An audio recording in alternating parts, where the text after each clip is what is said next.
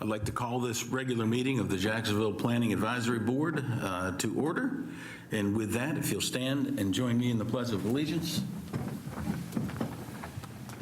I pledge allegiance to the flag of the United States of America and to the republic for which it stands, one nation, under God, indivisible, with liberty and justice for all.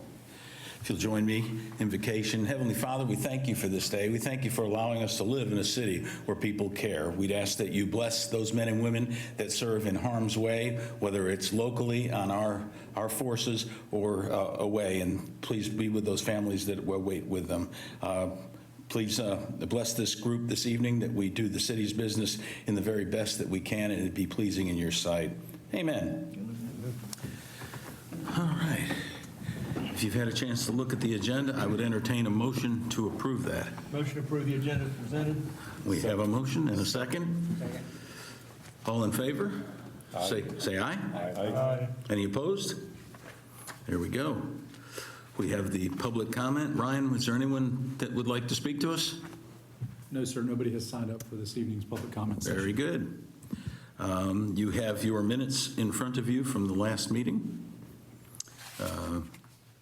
If you've had a chance to review them, I would entertain a motion.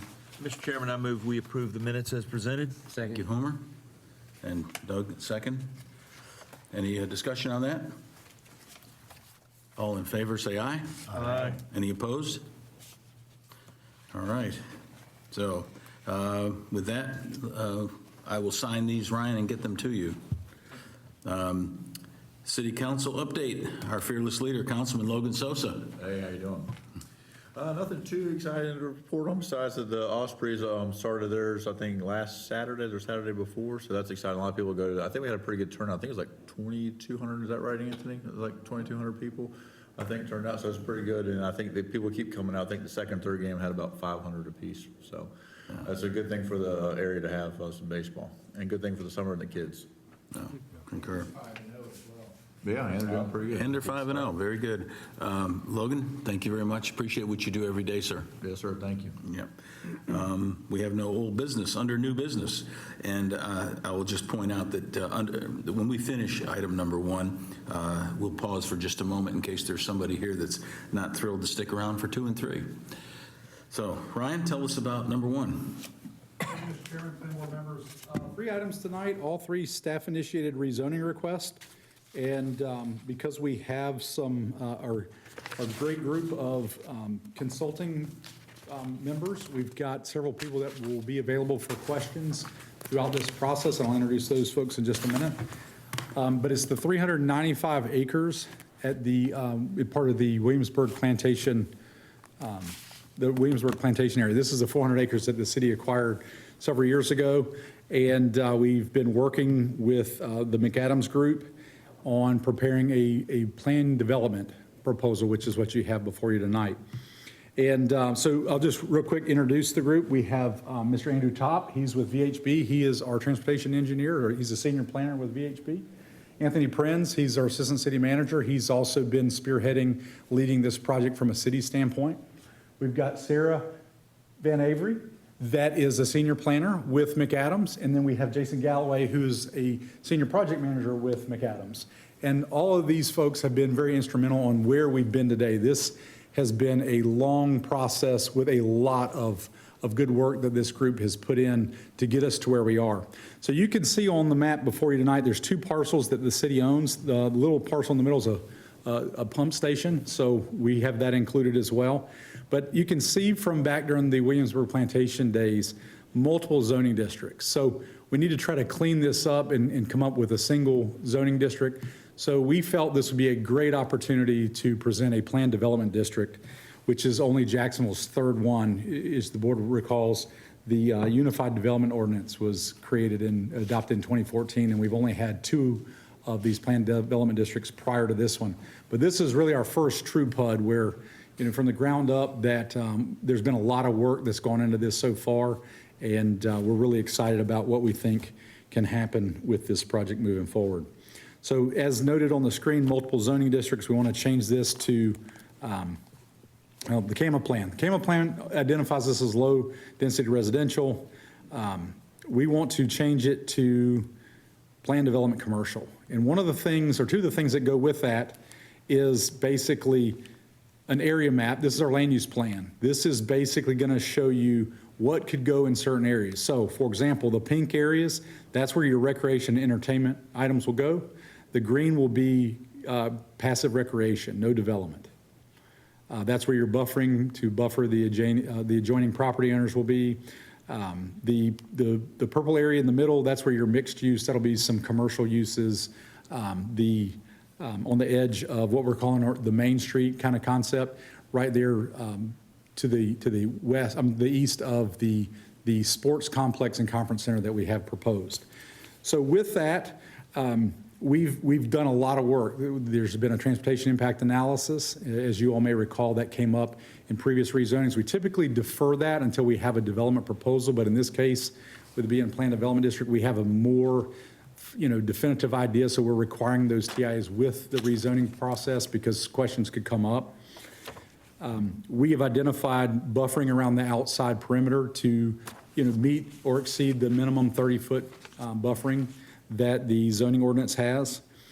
Back on May the 22nd, myself and all these team members, we actually met with the adjoining property owners. The Williamsburg Plantation Homeowners Association were gracious enough to loan their facility there at the middle of the neighborhood, their recreation area. They have a open air pavilion, and everybody was notified that adjoins this property. So we had folks from the northern area that's outside the city's jurisdiction. They were invited, as well as everybody in the Williamsburg area. And then they also had some public outreach that they sent out through their own platforms for the whole neighborhood.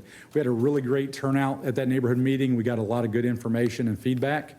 And we've actually incorporated some of the concerns and just some thoughts that were expressed. And that's where it leads us to the use table. So these are all of the uses that the zoning ordinance allows condensed down to a finite group of uses that could go within specific areas. If you look on the far right column, the districts, only these certain uses can go in those areas that tie back to the land use plan. So if this gets adopted, this is going to be a document that is conditioned upon this is how the area will have to be developed. Any modification will have to go through the process all over again, unless it's deemed minor, and there's only certain things that would be a minor change. So, city staff, our consultant firm, we've basically whittled this list down to the uses we would expect to see within the areas identified. So it's not within the flight path overlay, which identify, we believe that this proposal is, as noted on the staff assessment on the first page, that we are recommending that the planning board recommend council approve the rezoning, accepting the evaluation found within the staff report based on findings of facts A through J being found in the affirmative, and to direct staff to update the CAMA land use plan. The proposed amendment is consistent with the Adopt the CAMA Plan Policy 22, which states provide a superior system of parks and facilities and programs that serve neighborhood and community recreational needs. And we certainly think that the proposal that this group has put together will do just that. And we also believe that this rezoning is reasonable and in the public interest. With that being said, I'll be happy to answer any questions that the board may have. As stated, any of these folks that are part of this team, if there's a specific question that's kind of within their area of expertise, they'll be happy to answer those questions as well. Is there anybody else that would like to add anything tonight, or stand by for questions? All right, stand by for questions. Does the city own the entire piece of property? The city owns all of the area that's shown here in the black, and includes the pump station lot in the middle. Yeah.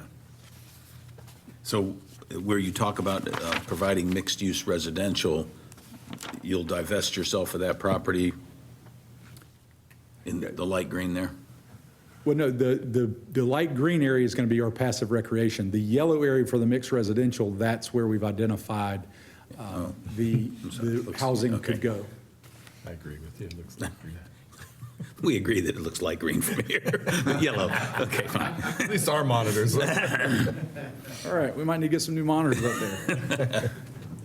Anyway, you know what I'm saying. But you own that learn my property. colors. You do own that property. The city owns that property. The city of Jacksonville owns this piece of property. Okay. And you'll at some point develop it or turn it to a developer to. So from discussions that we've had along the way, is the city has an idea that we're going to basically develop the parcels out. And what I mean by that is we're going to take a parcel that may be the yellow area, and we may put it up for an RFQ or RFP process, request for a proposal. So developer can say, I want to take down, 30 acres of this 60, hypothetically, and build this product. And as long as it meets the standards of this plan unit development and the city enters into a contract to sell that, then they would basically build the infrastructure going into that area, water, sewer, roads, through whatever arrangement that we go through with the RFP process. So Anything, did I say anything that was kind of wrong there, or anything you'd like to expand No, I upon? mean, if you wanted more information, I can certainly expand. So the property would be sold in that situation? Correct. Okay. Yeah. I'll give you some details if you don't mind. Do you mind if I move this, Ryan? Alan, can you help me out with the teleprompter? Thank you, Ryan. Okay. So this is the master plan that's actually a very generalized version of a detailed master plan that these wonderful folks have helped us assemble. Ryan is one of our stakeholders on our planning group as well, and we've got, I don't know, I would say probably 20 of the smartest people that I know that have helped us come up with this, both in city government as well as on the private side of things. So one of the things that we're very sensitive of is, first of all, cost, right? And also the ability to execute. And so from a cost perspective, we're very interested in the idea of revenue recovery. So like you were saying, Mr. Dupuy, if you look at an area like this, Oh, there you go. the city's not in the business of building houses. Well, technically are, but it's for a different purpose. That's through our Neighborhood Improvement Services Department. So like Ryan was mentioning, we intend to put out an RFP for someone who is very skilled at building high-quality housing to come in here, make us an offer on this property, and to help bring that to fruition. Same thing for this purple area. City is not in the business of commercial development. However, we fully envision something kind of like the downtown Mayfair. You've been to all these neo-traditional downtown areas before, and that's kind of what we're looking at right there. Multiple stories, residential on top, commercial on the bottom, just a wonderful kind of downtown urban environment. But then over here, this is where a water park comes in, or a Top Golf, which I'm very fond of. I don't know how about y'all, but that's the type of recreation development we anticipate to see in that area. Alan, if I can have another color, please. I'm gonna get my crayons out tonight here. There are some things that we want to build. And once we get, past the questions towards the end, I could show you some really pretty pictures. But like Ryan mentioned, a convention center / multi-purpose building / Swiss Army knife of recreation and sports facilities is what we're basically calling it. That'll be there. It's about 150,000 square feet, and got some great renderings here that we'll be able to show you. Also from a recreation standpoint, Alan gave me a different color. Look at that. From a recreation standpoint, we intend to build 9 rectangular fields in that area. So some of those will be turf, some of those will be natural grass. We haven't really decided which is which, but this area is where we're gonna host all of the outdoor tournaments, if you will, because part of what we're trying to accomplish here is to generate some sports tourism. And then the indoor stuff will be here. Volleyball, basketball, you name it. I'm sure that some of you are very familiar with ECI, the tournament that we definitely want to grow and continue here in Jacksonville. But then right here is about where the conference center would be. Now, a future phase back in here would be an amphitheater. That's not currently on the table for us to actively pursue right now, but it is a logical next phase, and we've got land set aside for that. So, long story short, the red that you see will be constructed by private developers. Hopefully would generate some revenue to be able to help pay for the pieces that are in yellow and in blue that the city would construct. So that's the overall strategy. And like I said, when you're done with your questions, we can give you some pretty pictures to look at, because we want everybody to be excited about this investment. This is going to be a wonderful thing for our community. Yes, sir. Yes, Anthony. I was This for me or Ryan? for you, I believe, Okay, Anthony. sure. What does the RFP, what does that stand for, and what does that scenario look like? It's called a request for proposals. So general statute, basically, what's the right way to describe this? It gives the local government very few opportunities or options for selling publicly owned land.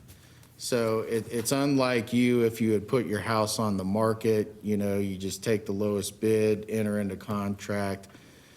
We can't do that, okay? So if we want to sell this property, we either have to go through an upset bid process or a request for proposals process. The benefit of going through this plan unit development plus the RFP process is that we can stipulate what we're looking for here. Are these going to be vinyl boxes in the sun, or are these going to be really high quality housing, that people are going to want to live in, for a long time? Are they going to be condo owned type of units, or are they just going to be lower quality rentals? So if you saw the entire plan unit development book that was included in your agenda package, there are requirements in the residential portion that basically say, what, Ryan, you got to use brick and glass and, have certain types of appearances for your buildings. You can't just stick up the vinyl boxes. We want something high quality here. Same thing for the mixed use. We'll do an RFP for that. There'll probably be several of them, actually, because one thing we want to build on that site right around in here is a hotel, okay? But then kind of in these areas in here, that's where you have more of your multi-level commercial. City's not in the business of building that, but there are partners out there that are. And so we would put together an RFP that basically says, if you want to buy this, this is what we're looking at, from our vision perspective. So it gives us control over how that land is developed ultimately. I suspect a lot of parking will be needed. A lot of parking. And that's part of the planning process. So Sarah and of course Jason. Jason's a landscape architect by trade, and that's something that we've spent a lot of time on. Ultimately, we would like to see some structured parking out here. But what we know is that all of this development is not going to occur at one time. All these buildings aren't just going to pop out of the ground. So as development occurs, you'll likely see some surface parking, temporary surface parking, and then as pieces of it are purchased by private developers, you'll see structured parking as part of those overall development plans, whether they're produced by the private developer or whether public-private partnership between the city and the developer. So, Bob, we're taking donations, by the way, to help pay for this, wonderful building, if you're interested. Put me down. The residents have been informed, because this thing's been talked about for, like you say, several years. What's the temperature of the area around there? Thrilled to death? I was really surprised, and maybe Ryan and Jason and Sarah can expand on this, but we had probably, 50, 60 people there? They have food trucks out there. I was surprised. It was a really big deal, and, I only heard a couple of naysayers, and, really the concerns were related to traffic and access and things like that, but the work that that Andrew and his team with VHB is, that the work that they've done really kind of put a lot of their concerns at ease. One of the great aspects of this site is that Western Boulevard initially was intended, don't have my, here we go. Western Boulevard, well, Alan, I'm not doing well anymore. There we go. Western Boulevard was originally intended to continue on. Yeah. So we ended up with, I think it's a 150-foot, 200-foot right-of-way or something like that, that runs this direction, which gives us a ton of capacity heading out towards Western. And as you probably remember as well, the DOT recently widened that intersection, so, there's a lot of capacity out there for all the traffic that's going to be generated. Anthony, is there still the potential for Western to go through the other side of the property as well? Because right now it looks sort of like a one-way in, one-way out situation. Well, Alan, I don't know if you can help clean up my mess here, but unfortunately, years ago, there was a feasibility study done for Western Boulevard to cross over the New River and connect over at Burton Park. In 2008, the estimate just for the bridge alone was over $200 million. And so you can guess what that would be now. It's really not feasible. So the whole concept of going across the New River here has been abandoned, but we're actually looking at a new location just north of here at Ramsey Road and Gum Branch, connecting over to 111 at 258. And the rationale there is that if the floodplain is, I don't know, I think it's well over a mile wide here. As you head north along the river, as well as both of those corridors, the floodplain narrows significantly, which reduced the cost of the bridge, which reduced the cost of the project, which makes it even more feasible. Very good, thank you. Any other questions for our brain trust here? Yeah, is there any specific numbers on like how many homes will be built or how many commercial units will be put into place? Good evening, thank you. So that will depend upon the product type, the buffers, and the development standards, what the lot width, setbacks, et cetera, are. So as well as then what are those developable areas, how much open space is needed, that type of thing. So it kind of depends upon what will come, but those are what those parameters are set to allow for. Does that help? A little bit, maybe. Yeah, Okay. it depends and depends. Well, one question I have, so if we do a neighborhood, like, I'm assuming they have an HOA, and who would be in charge? And the reason why I ask that is you get all these condos, and the owners are responsible. Let's look at the roofs, and then you see like 8, 10 different roofs. You can see some people have got their roof replaced, some people have not, and it looks terrible. I mean, how does that kind of stuff get controlled in that? Because we don't want, places looking like that back here. Sure. So we heard that concern, and we've actually added that as a zoning condition. So it's on, it's in the design standards for the mixed residential that the townhomes must have the same, townhouse and attached dwelling units shall have the same roof materials across buildings. Well, I guess what I'm saying is, let's say 10 years after these are built and they need new roofs, or there's a hurricane, let's say Unit A decides they're going to replace theirs, but Unit F doesn't want to do it for whatever reason. And so you have a mixed, because you can go around several places and you see that. It would be through your code enforcement would go through. So it'd be zoning, and they would have to follow those, if this ordinance is adopted, they'd follow that, just like they would have to follow any other development standards. And if you have a resident who isn't following those development standards, it would then turn over to your code enforcement. I feel like that'd be a hard Yeah. one to. Exactly. To add on to that, what Sarah was saying is, the form of governance for the homeowners association is something that we can look at as part of the RFP process, so that they're establishing the level of control that we would like to see to make sure that we don't end up with the gables on Henderson Drive. I think that's probably That's the one type of of them. concern that you have. Yeah. And as far as the number of units, Andrew, how many were? 680. 680 was what was analyzed by the traffic study. For residential and mixed use?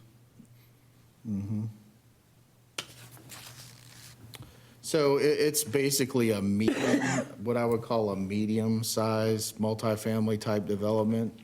You know, we've got some single-family developments that are going in right now that are 700, 800, 900 units, so much larger than this.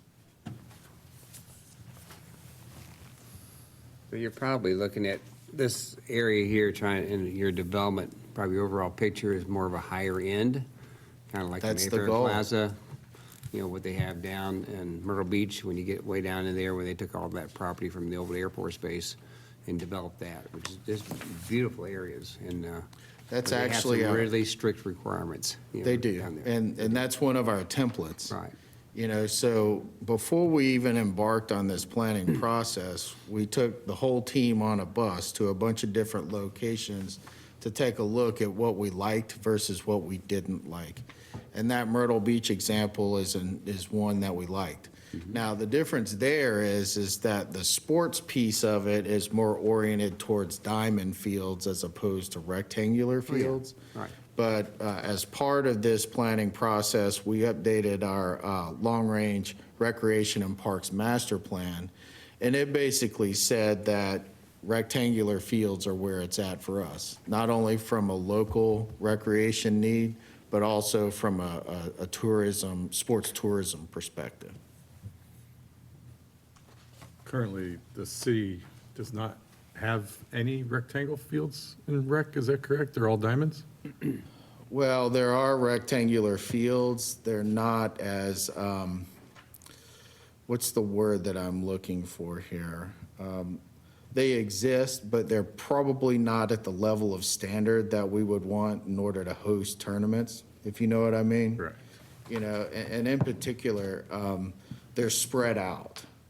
So when you're recruiting these sports tournaments, right, most of them are looking for like a turnkey solution. So having the mixed use, the recreation and entertainment, the hotel, you know, all of these amenities on one side is very, very appealing. And so that's part of the whole, you know, concept of this master plan is live, work, play. And that includes the folks that are coming in from out of town. They can come here and drop off lots of money without even leaving the campus. So, It's kind of like what they did over in the Pigeon Forge area. They took all the ball fields and kept them all together. And the Yeah. idea was to bring in tournaments. And I've been over there a long time ago when they were building it, and it was a great idea because you bring in, they got other things coming in too besides Dollywood, but all the ball fields centrally located, and that's what these tournament teams are looking for. yeah, so in my spare time, I work in the tourism business for the city, and we work very, very closely with the Sports Commission. And of course, they work hand in hand with Wells and the ECI tournament, which I'm sure you're very familiar with. But the challenge with that tournament, even though it's an indoor type of thing, is that the tournament occurs over a bunch of different locations. And logistically, that's difficult for the patrons as well as the organizers. And so when this facility is done, we should be able to host ECI and grow ECI all in one location in that building. So it's the same exact concept with the rectangular fields. Build them all in one location, minimize the amount of travel and inconvenience for both the promoter as well as the participant. Well, it generates a lot of revenue if you're going to keep everything centralized. So you have a lot of businesses wanting to go into mixed use, you know, and say, hey, you know, restaurants, some type of entertainment. Families are coming in from out of town. And it's all right there. It's wrapped up one big package. They don't have to drive on the other side of Jacksonville, north, east, south, or west, in order to find a field. Yeah. Well, and even if they do, if they have to leave the campus, they're right Sure. there at the end of Western Boulevard, which has Right, everything. it's right there. Mhm. So, yeah, we conducted a pretty exhaustive feasibility study for all of this. You know, the rectangular fields, the indoor facility, Yeah, and there's a lot of demand out there, for sure. Any other questions? Ryan, have we had a PDC where we don't have any specific numbers on how many units we're having in residential, how many we're having in the mixed use or something like that? Is there any previous action that's been taken? So this is our first PDC from what I recall. The one at Holiday City and the one in Georgetown were both residential. But that's actually some information that we are continuing to fine tune from the neighborhood meeting where we will kind of zero in on those numbers before council adopts it. So if another developer came to us, let's say in 5 or 10 years from now, and wanted to make this, they wouldn't have to have any exact specifications? No, that's what I'm saying. Before it Okay. gets adopted by council, we will have to have some density maximums identified. So are you guys presenting this at the next city council meeting or? In July. No, not till It'll be in July. Till July. The end of July. So between now and July, you'll have like specific numbers on, There's some recommendations in there, aren't there? There are, sorry, it's been one of the things that'll be fine-tuned into it. So we do set maximum numbers too, based on, a lot of what we look at too ties in with the TIA. So that, to your point, if a future development were to come in and say, for example, to say it was all one development and it had 700 units. Well, if that exceeds the 600, some that are in the TIA, then they would have to amend the TIA, update it, that type of thing. So it's, those would be some of the sort of predetermined maximums.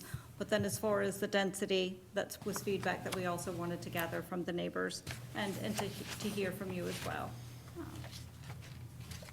But, and to the other point, a lot of it depends too on what is achievable by the time you're putting in a lot of the infrastructure and those type of things.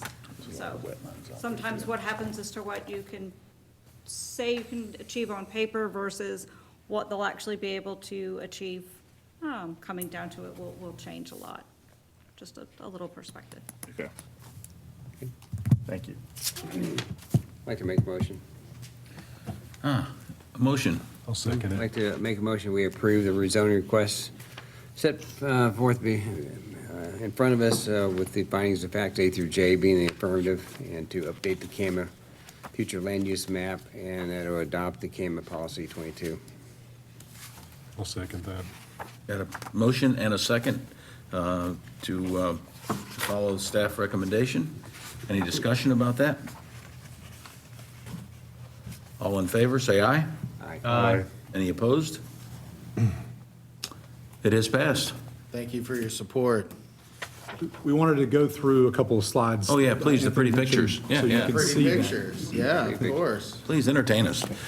Might as well. We've put a lot of time and effort into it. Keep going, yep. Right there. Oh, yeah, there's oh, yeah, plenty of parking.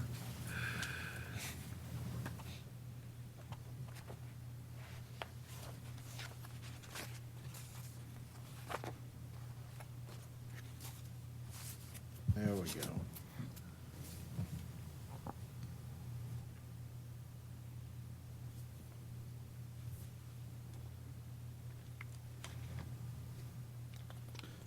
So we won't go through the details of the, uh-oh.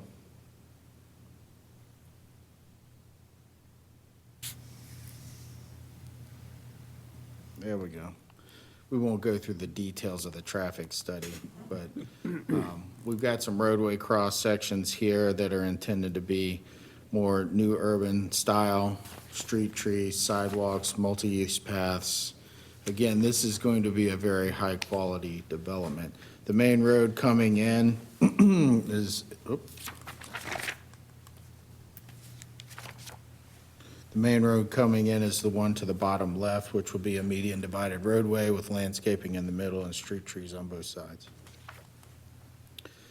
So this is an aerial image of the playing fields. You can see there are 9 of them, but the parking configuration there is to basically give great access to all of the fields.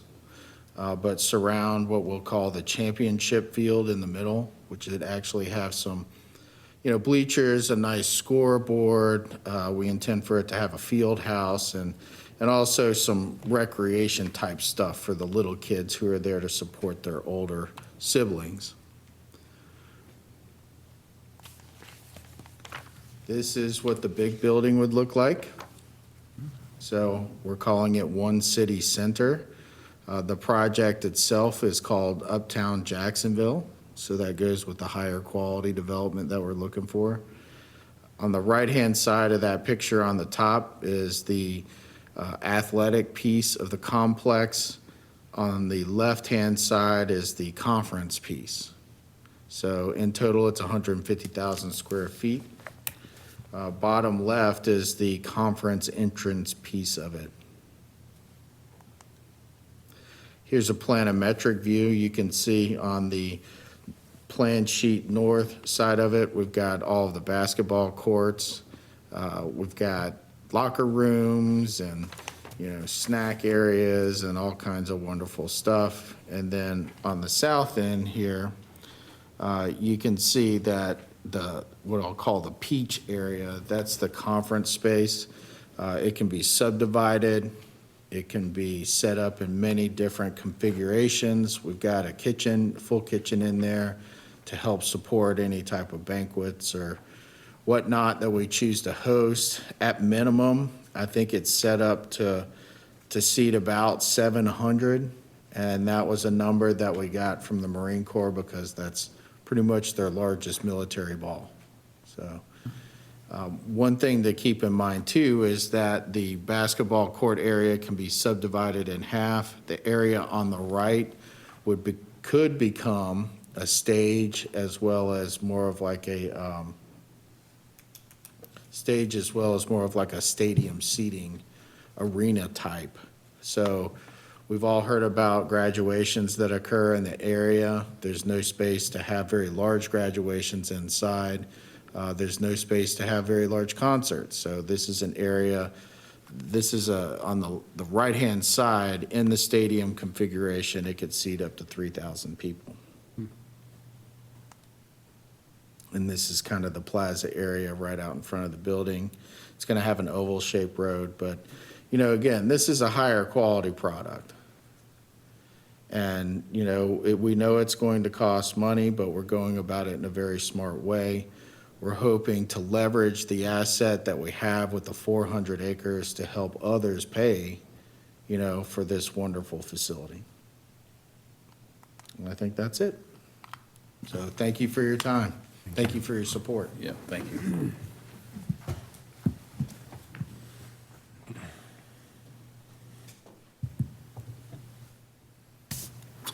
All right. At this time, we'll take a quick break. I mean, you are welcome to stay because we have some exciting things on the agenda subsequent to this. But if for some reason somebody does want to excuse themselves, we understand. And Ryan's going to talk to us about 307. No, you're going to. Yeah. Everybody can leave except for you, Ryan. That was worth a shot, I guess. Item number 2 on the agenda. Thanks.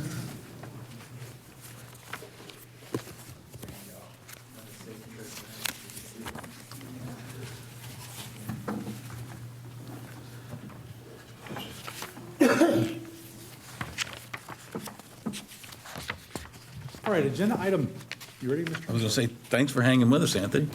All right. So agenda items 2 and 3 are right next door to one another, across the street. So I'll present them both, but there'll be a lot of overlap. So they're kind of Got it. correlated with one another. But the first request is a single parcel, which is 307 Warren Street. It's currently zoned residential, single-family 7. The landowner has agreed to the staff-initiated rezoning request. With that statute and the general statute changes that we had mentioned, I think at the previous meeting in April, we actually had to get their signatures for both of these applications since the city doesn't own these next 6 tracts of land. But they signed on to, be in compliance with that statutory requirement. But, so this is owned by Bob and Melinda Rush. It's currently zoned residential single-family 7. They are desiring this .1961 acre parcel be rezoned from the RSF 7 to downtown business. The CAMA land use plan currently identifies this tract as low-density residential.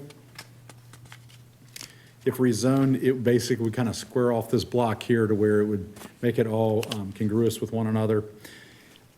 This item is not within the flight path overlay zone.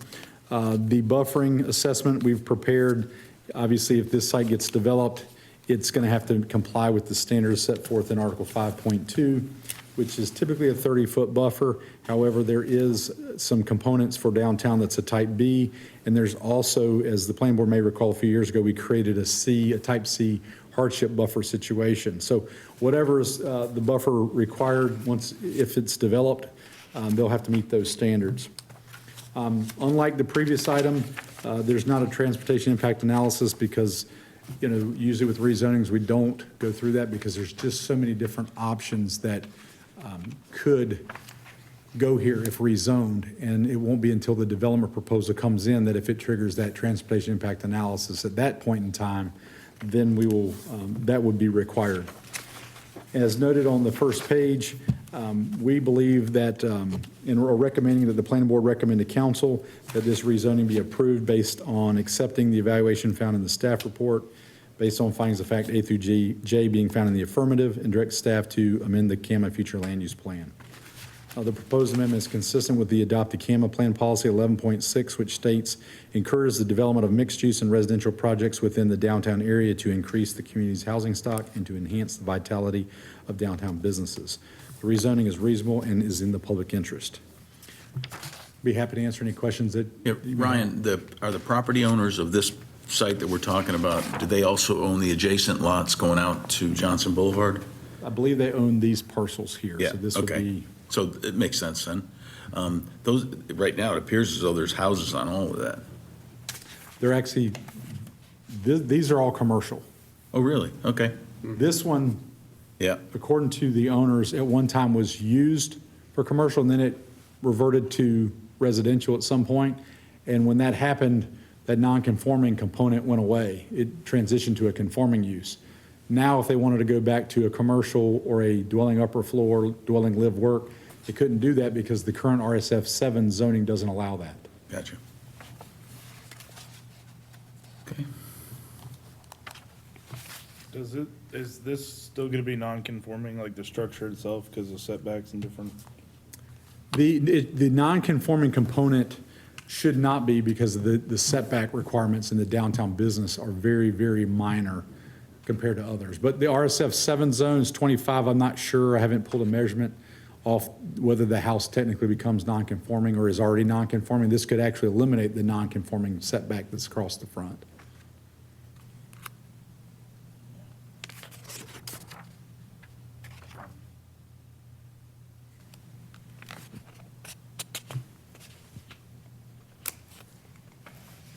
Well, like you said, this seems like it's, the property owner is asking to do this to have it square up with their existing property, which fronts Johnson Boulevard. Seems like a reasonable request. Do you want us to handle them separately, or do you want to brief them, and then how would you like to do it?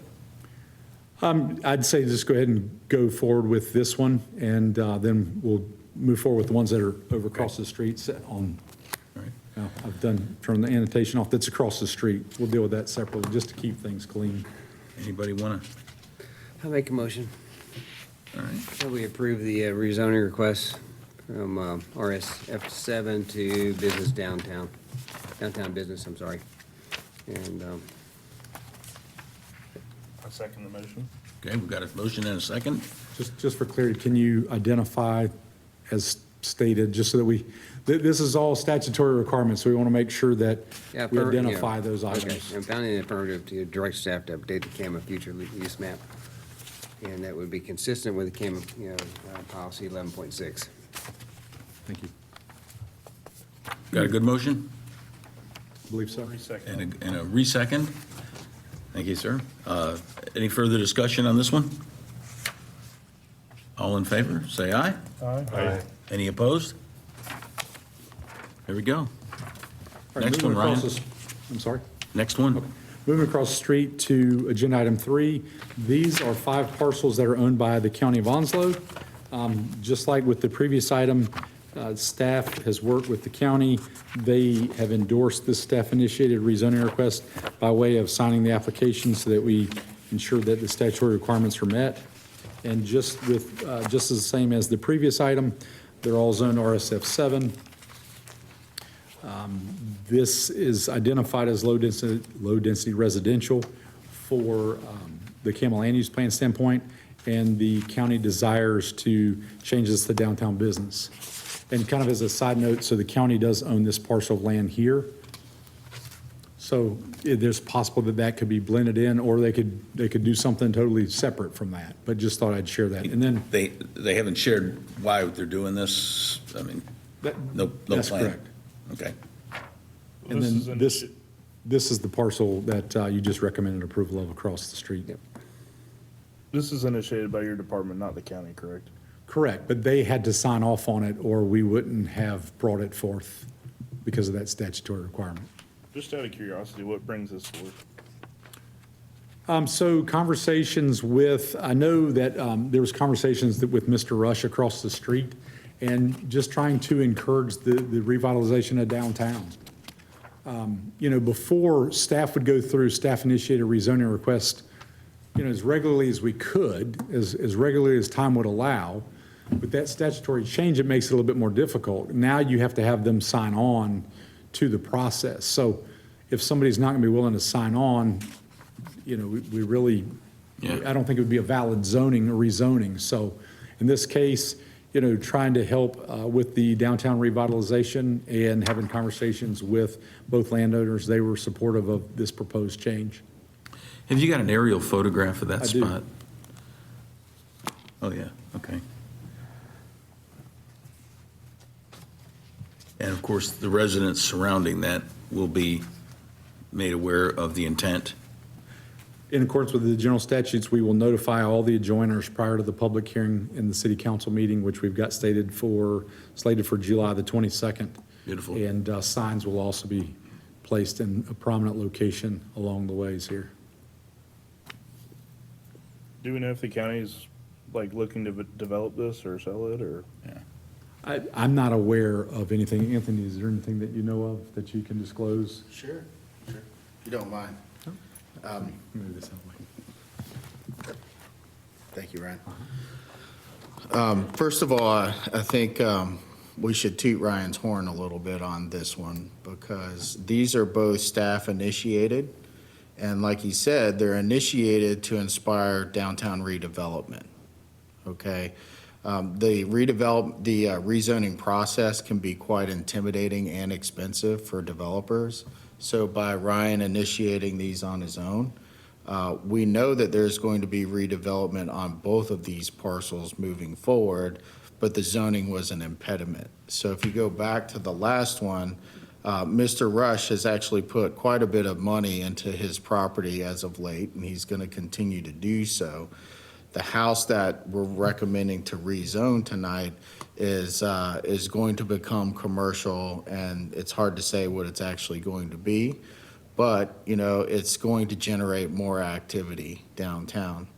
The parcel here, particularly the one where the stormwater pond is and the parking lot currently is, the county is in discussion about a mixed use, a multi-story mixed use type building.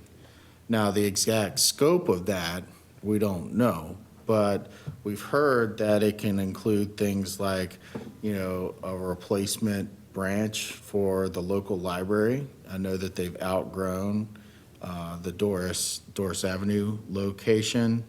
We've also heard that there might be some satellite services provided, you know, by the county here, whether it's planning and permitting or whatnot. So instead of people having to go out to 258 to do all their business. We've also heard that elements of the museum may move to this location.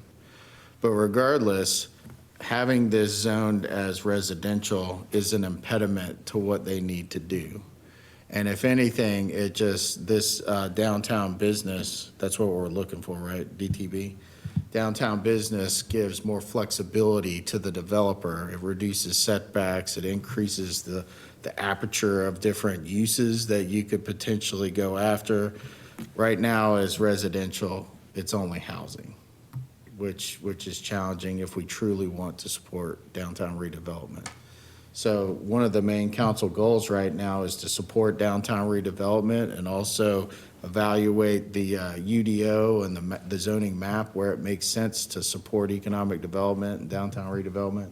So you'll likely be seeing more of the staff-initiated rezonings in the future. So, thank you. Thank you. Yeah, and I would point out that the downtown business zone, it allows those commercial activities, but it also allows single family. So if the other residents come forward and say, well, I want to rezone my property as well because it gives me more latitude and possibilities, it also allows that residential use so it wouldn't become non-conforming. Whereas right now in the corridor commercial zone, for example, you can't have a single family home in that district, it would be non-conforming. So this would actually be a way for the downtown business area to expand, and you could have houses mixed within that, or you could have dwellings on the second floor, offices on the bottom. So I think it gives more opportunities for these areas. Yeah. I mean, and if I lived down there, of course, I would want to know this and understand the impacts that it would have on my property, but you've already assured us that they're going to be, notified, and so it makes perfect sense. I just want them to have their say.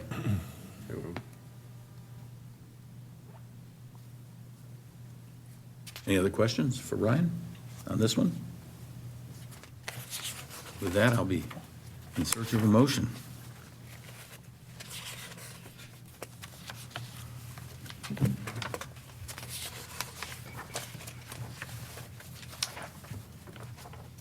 I'd like to make a motion.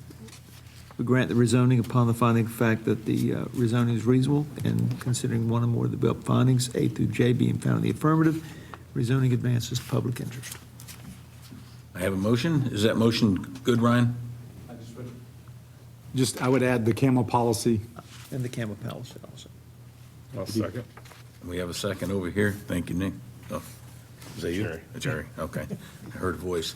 I hear voices. So, any other discussion on this one? Hearing none. All in favor, say aye. Aye. Any opposed? It has it. All right. Okay, that's items 1, 2, and 3. We have a report from Ryan King, our planner.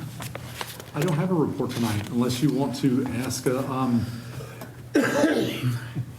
planning tidbit question. I will ask it with the understanding that it is 7 minutes till the hour. I'm sure you can handle it. So can you tell us anything about notices of violation in the city? As it relates to the Unified Development Ordinance, so zoning, I'll speak to that specifically.